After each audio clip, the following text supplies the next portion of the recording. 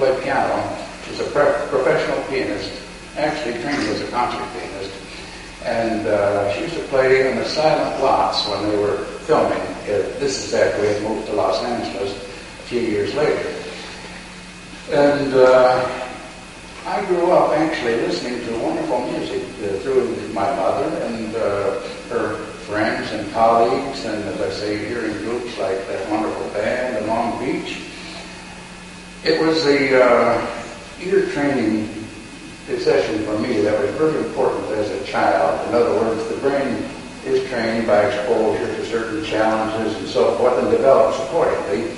And I didn't have a teacher when I got my first instrument, which was a bugle. My mother used to play the bugle calls on piano, and I would learn them by ear to play them on the bugle.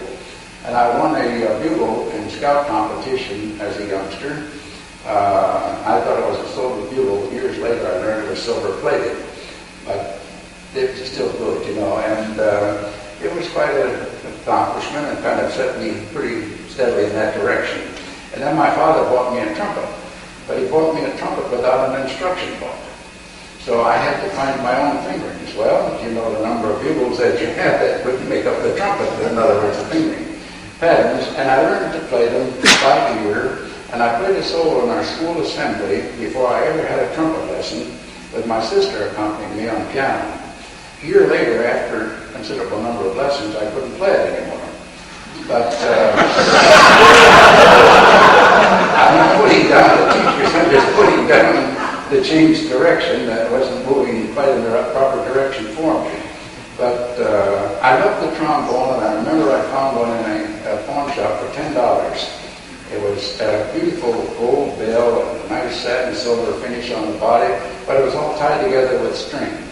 And so we paid the $10 and tried to hold it together with string, and I became a pretty good trombone player. I can still remember doing Swan Lake, and playing that and doing it fairly well in school and being complimented for it. We used to take vacations with the old style automobiles where they had running boards. And I remember tying it on the running board of our car, and we were going into Texas anyway. We stopped after driving all day, and there was no trombone. Fell off the running board. At that time, we were living in Santa Monica. And when I got back to school, the bandmaster said, well, I don't have any trombones, but we've got a brand new keen sousaphone and nobody to play it. You're it. So I played it, and I can still remember the mouthpiece felt like a coffee cup. Just huge. But I did the whole Carnival of Venice on it right away. That was my showpiece because I learned it on the trumpet, And he liked it so much, he made me principal tuba of the band at the school, and then they gave me a job with the Newsboys band and loaned me a tuba to take home. And this is kind of hard to get back to trombone when they're doing things for you of this type.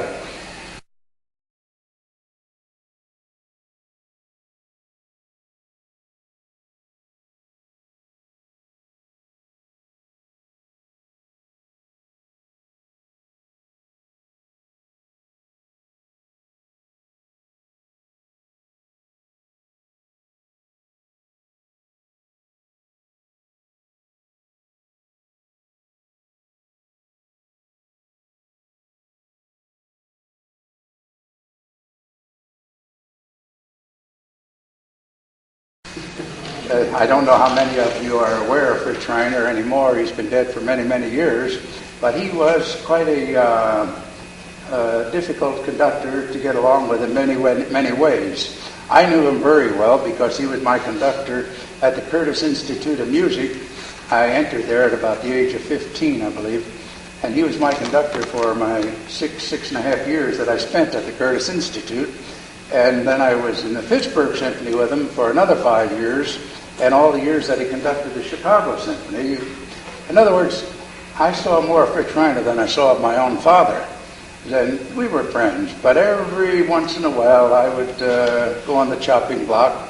Just he liked to test his men to see if they would get nervous if he worked on them. And if he'd get nervous, he didn't want you in his orchestra because he figured you might screw up a concert for him. So I always used him as sort of the ultimate challenge, you know, that you have to work for. And I don't know if there's anybody around like that anymore.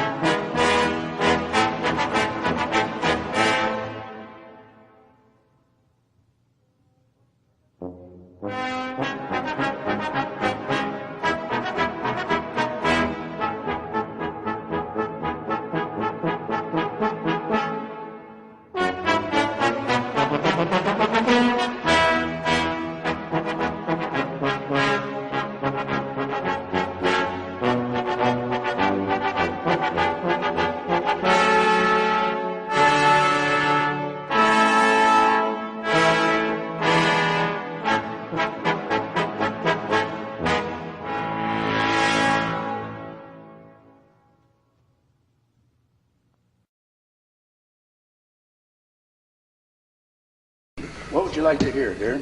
Well, I don't know.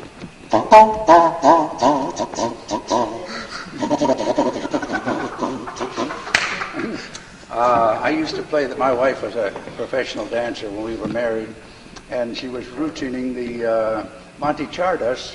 I couldn't play it on the piano for her, so I had to play it on the tuba. And I played it so often I had it memorized, and so I used to take it around and use it as an exhibition piece, you know, and I would give lectures here or there.